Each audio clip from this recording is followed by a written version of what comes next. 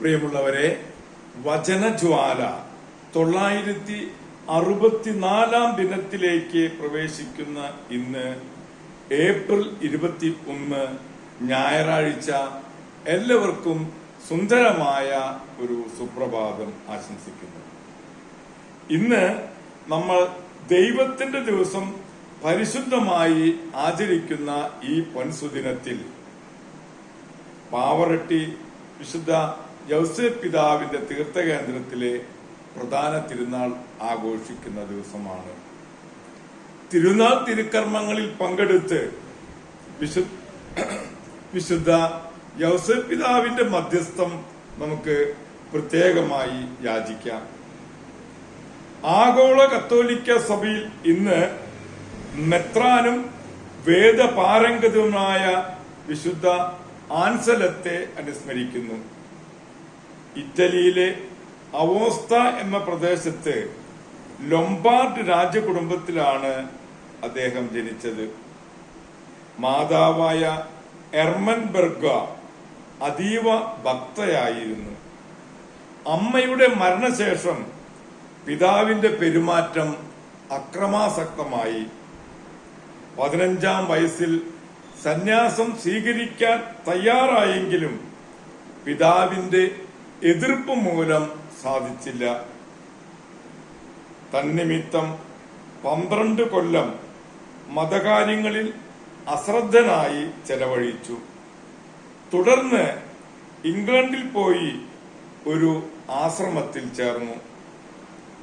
3 വർഷം കഴിഞ്ഞപ്പോൾ അവിടുത്തെ പ്രിയൂരായി.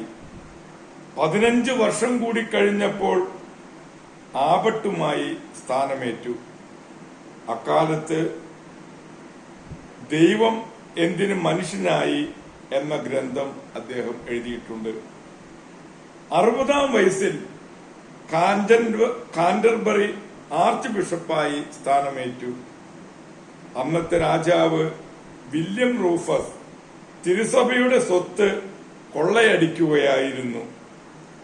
റോമയിൽ പോയി പാലിയം സ്വീകരിക്കാൻ അദ്ദേഹം ആൻസലേമിനെ അനുവദിച്ചില്ല.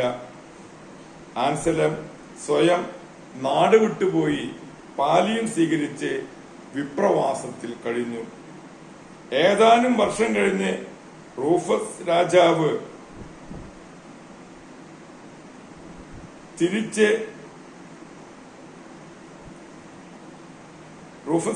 മരിച്ചപ്പോൾ ഹെൻറി ഒന്നാമൻ രാജാവായപ്പോൾ ആർച്ച് ബിഷപ്പിനെ തിരികെ വിളിച്ചു. മെത്രാന്മാരുടെ നിയമനത്തെപ്പറ്റി തർക്കമുണ്ടാവുകയും വീണ്ടും അദ്ദേഹം നാട് കടത്തപ്പെട്ടു. 7 വർഷം കഴിഞ്ഞപ്പോൾ തർക്കം അവസാനിച്ച് ആർച്ച് ബിഷപ്പ് തിരികെ എത്തി. കഷ്ടതകളുടെ നടുവിൽ അദ്ദേഹം ഒരുപാട് ഗ്രന്ഥങ്ങൾ എഴുതിയിട്ടുണ്ട്. അടിമക്കച്ചവടത്തിനെ ആദ്യം എതിർത്തതും ആൻസലേമാണ്. സ്കോളാസ്റ്റിസത്തിന്റെ പിതാവ് എന്ന് അറിയപ്പെട്ടിരുന്ന നമ്മുടെ ആൻസലം പിതാവിനെ doctor of the universal church പദവി നൽകി ആദരിച്ചിട്ടുണ്ട്. മെത്രാനും വേദപാരംഗതനുമായ വിശുദ്ധ ആൻസലത്തിന്റെ മധ്യസ്ഥം യാചിച്ച് നമ്മൾ ഇന്നത്തെ വചനവായനയിലേക്ക് പ്രവേശിക്കുന്നു. ഇന്ന് നെഹമിയയുടെ പുസ്തകം 6-ാം അധ്യായം 1 മുതലുള്ള വാക്യങ്ങളാണ് നാം ശ്രവിക്കുക. നെഹമിയയ്ക്കെതിരെ ഗൂഢാലോചന.